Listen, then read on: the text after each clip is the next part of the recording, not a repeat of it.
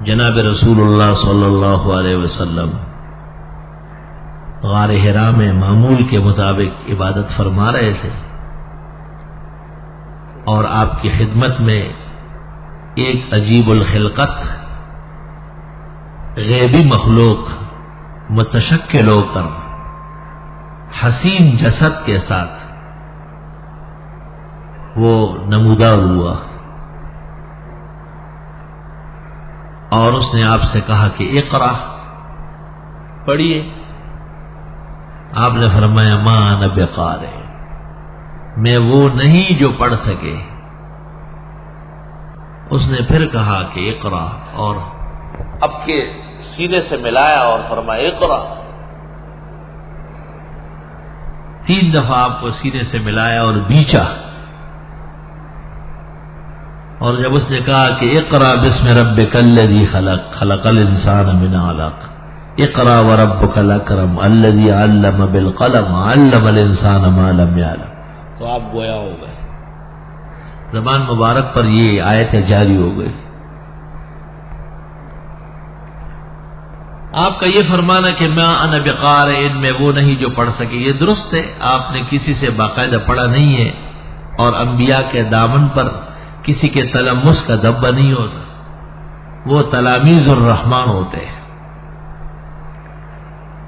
اور جبریل کا کہنا یہ تھا کہ جس اللہ نے آسمان و زمین پیدا کیے، مخلوقات پیدا کیے، بہت سخی اور جواد ہے، اس کی قدرت کا ایک کرشمہ اور اس کے سخا اور جود کا ایک کرن اور ظہور یہ ہے کہ آپ کو پورے کائنات کا معلم اعظم بنانا چاہتے ہیں۔ اقرا بسم ربک الذی خلق۔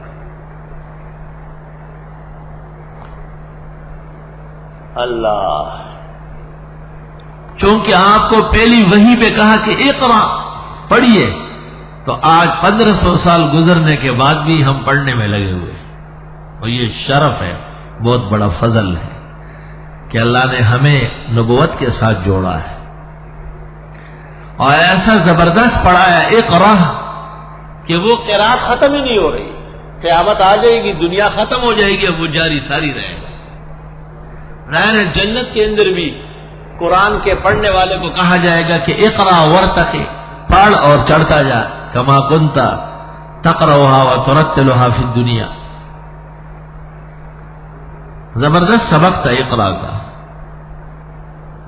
یہاں اقرا شروع ہو گئے، جگہ جگہ گلی ہو، اقرا اقرا اقرا اقرا، اقرا روزت الاطفال، اقرا روزت الریال، اقرا روزت المال، اقرا اقرا اقرا اقرا اقرا شروع ہو گئے، نہ سر اور نہ پیر، بس فیس ہے اور بچے ہیں اور عورتیں ہیں اور مرد ہیں، اور ایک ہنگامہ ہے، اور دیوبندیت کوڑیوں کے نام گلی کوچوں میں بکنے لگی، کھل کر دین کے نام پر تجارت کا دروازہ کھول دیا، کھل کر۔ اللہ دین کی برکت سے دین والوں کو دیتا ہے، لیکن حجاب اور پردے کے ساتھ، تستر کے ساتھ، حیا کے ساتھ، یہ نہیں کہ بس کوئی اور مقصود ہی نہیں ہو سوائے فیس کے۔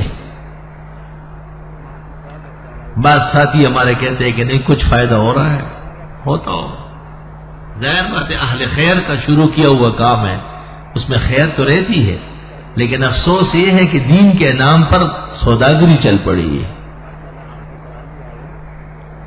اور پھر ایک اور خطرہ وہ یہ کہ علماء لوگوں سے چندے لیتے ہیں، وہ بہت مشکل کام ہے، اس میں پیسہ خود آتا ہے،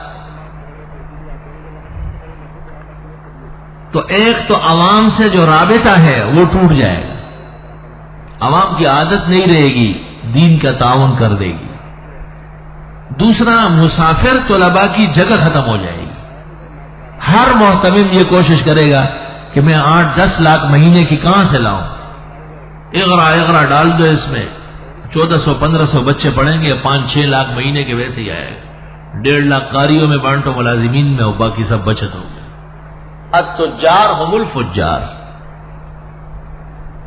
اگر یہی حالت رہی تو مسافر طلباء کی جگہ 10 سال بعد ختم ہو جائے گی۔ بش اور مشرف کو کچھ کرنے کی ضرورت نہیں، اقرا والوں کی مہربانی سے مسافروں کی جگہ ختم ہو جائے گی۔ جب پشاور سے طالب علم چل پڑا، اس کو پتا ہے کہ کراچی میں مجھ سے 600 روپے فیس لیں گے تو وہ کیا آئے گا ادھر. جب پنجاب اور کشمیر کے لڑکوں کو پتہ چلے کہ بھائی وہاں پر فیس لیا جاتا ہے، داخلہ نہیں ملتا، تو وہ کراچی کیوں آئے؟ سڑا ہوا گندا پانی کے ماڑی کا دیکھنے کو جاتا ہے. یہ تو علم کا شہر تھا، یہ تو حفظ اور حلب تھا حضرت بنوری، مفتی شفیع اور یہاں کے قابل ترین علماء و بزرگوں کی برکت سے اللہ نے احسان فرمایا تھا. یہ تجارت کا شہر نہیں تھا.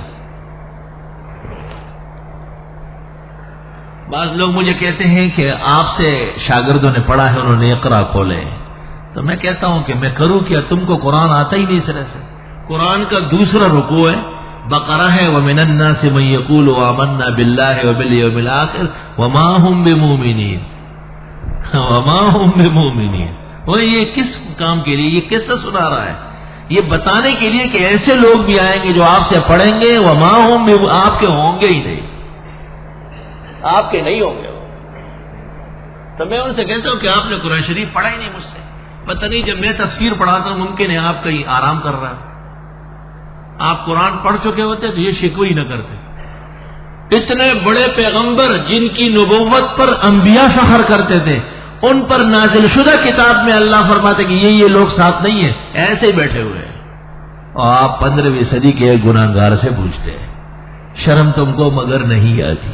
یخادعون اللہ والذین آمنوا وما یخدعون الا انفسهم وما یشعرون. کیوں؟ فی قلوبہم مرض، مال کی محبت، بیماری ہے ان کے دلوں میں. فزادہم اللہ مرضا. ایک اقرا نہیں، 2 اور کھولے، بیماری بڑھ رہی ہے. فزادہم اللہ ولہم عذاب علیم بما کانوا یکذبون. یہ ان لوگوں کے لیے ہے جو مقصد تجارت ہے، اور جن کا مقصد واقعی قوم کے چھوٹے بچوں کی خدمت، انہیں رائے راست پر لانا، ان میں مسلک صحیح کا نفاذ، ان کے عقائد اور اعمال کی اصلاح، یقیناً وہ ہمارے سر کے تاج ہے. اور ان کے اخلاص اور احسان کا احترام ضروری ہے. اور فرق یقیناً حلال و حرام کا موجود رہتا ہے.